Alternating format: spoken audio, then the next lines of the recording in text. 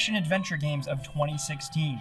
These are the ones that have either been released or are releasing this year, and they're probably worth talking about. So let's get started off with number 10. The Witcher 3 Blood and Wine is CD Projekt Red's big expansion on The Witcher 3 The Wild Hunt, and it is absolutely insane. For something like less than half the price of the main game, you get a big new entire region of Toussaint that has a completely different color palette, vibe, style, and city, and you follow Geralt onto his new quest in this new land, hunting a new type of monster. And I don't want to spoil things, but it gets pretty spooky. While it's more Witcher stuff, it's definitely some RPG adventuring, and it is definitely worth your time. And at number 9, we have The Last Guardian. This PlayStation game that was seemingly lost in development hell forever is finally actually releasing. Developed by the makers of Eco and Shadow of the Colossus, this time around you control a little boy who goes on an adventure with a weird bird dog monster thing. The thing with this game though is that you're not just managing an AI creature, this thing actually has its own wants, needs, and desires, and you just kind of have to control it. It's not as easy as it looks, but when you do get the hang of controlling this monster, you're going to be adventuring, solving puzzles, and basically taking on the world together. This game looks like it has a lot of charm, and people have been anticipating it for a very long time for good reason.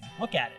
And at number 8, we have Mafia 3. Oh my god, Mafia 3. Look at this game. While some fans might be upset to see that it does actually really divulge from its original Italian Mafia roots, this time around it's the 60s, you play as Vietnam War vet Lincoln Clay, he's black, he's in the 60s, it's a very specific time period if you were black, and if you were a Vietnam veteran, and basically just if you were anybody in the 60s. So it looks like a very interesting game from a story perspective, but also from a gameplay perspective, because it seems like this time around they're just going hog wild. The Mafia games have always been grounded much more in reality, but this time around, the action looks like it's really amped up. Lincoln Clay just looks like a really cool character, and I can't wait to kill people. And at number 7, we have the 2016 Hitman game, titled simply Hitman. This Hitman game was subject to a lot of controversy because of its release model and how it was being doled out episodically, but I gotta say, once you get past all that, this is a damn good Hitman game. It kind of goes back to basics, but at the same time really develops things and fleshes things out even more than ever, and it just feels like the biggest Hitman game yet. While the episodic thing kind of fragments the story, and I think it suffers in that sense, playing this thing is a ton of fun, and there's a lot of replay value with playing missions over and over again, elusive contracts, and all different kinds of stuff like that. Whether you've played every Hitman game or you're just interested in this one for the first time, it's worth trying.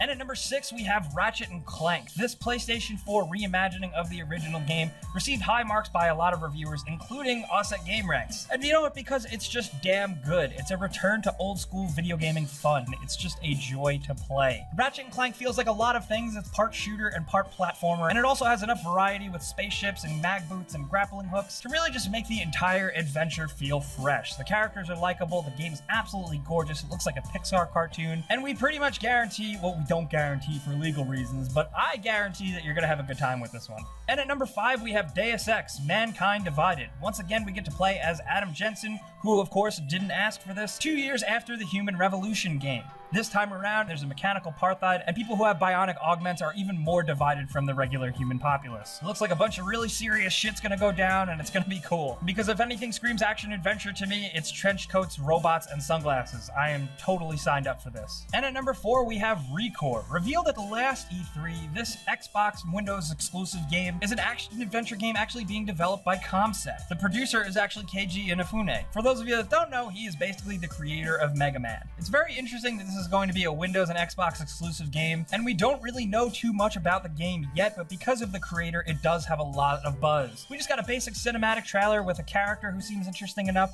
and it looks like she has the ability to take different kind of essences from robots and move it around, and it seems like there's going to be a lot of interesting new gameplay elements in place here. You know, we really don't know for sure, but judging by the teaser trailer, we at GameRanks and a lot of people out there are hoping that this one's actually going to be pretty freaking cool, but time will tell. And at number 3, we have Dishonored 2. In the sequel to the awesome game developed by Arcane Studios. This is such a unique and somewhat old school feeling game that I'm very surprised that we got a sequel, but also not at all because so many people loved it. This time around you get to choose who to play as, either the new female lead Emily Caldwin or good old Corvo. Everybody loves Corvo. There's a bunch of new abilities like Far Reach, it's kind of like an advanced version of Blink, Shadow Walk, which lets you kind of turn into a misty cloud, and besides those abilities, just a bunch of enhancements to the Dishonored formula formula. They're amping up the story even more with a bunch of famous actors as the voices, including Vincent D'Onofrio, Sam Rockwell, and Pedro Pascal. This time around, we actually get to get a look at a new place called Karnica, which is considered the jewel of the South in the universe. If you haven't been paying attention to Dishonored 2, you probably should now. And at number 2, we have Crackdown 3. I don't know if you guys played the original Crackdown game, but it is one of the best games on Xbox 360.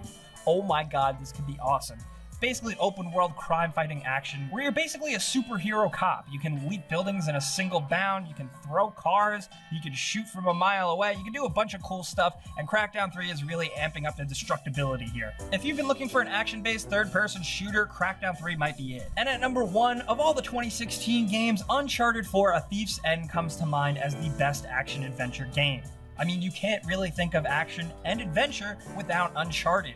Thankfully, Uncharted 4 really lives up to the tale. This time around, Nathan Drake goes out for one last adventure, teaming up with his brother Sam, and what you get here is a very long and fulfilling action-adventure game. Some people say it's a little bit too long, but honestly, the more running, climbing, jumping, and falling I spend with Nathan Drake, the better. You get stuck in some hairy shootouts, discover some really cool pirate caves, and gaze upon vast vistas that are absolutely beautiful. This game is adventure distilled down to its core, and that's why it earned the number 1 spot on our list. Guys, those are the action-adventure games worth caring about in 2016, but we also got some bonus games including Yakuza 6, Nioh, and Rise of the Tomb Raider releasing for PS4 and PC. Be sure to let us know in the comments what action-adventure games you're playing. It's kind of a broad category, so we want to hear from you guys down in the comments below. If you enjoyed this video, maybe learned about a new game, clicking the like button really helps us out, and we appreciate it so much. Subscribing is an even better idea though if you're new, because we put out videos like this every single day. But as always, thanks for watching, and we'll see you guys next time.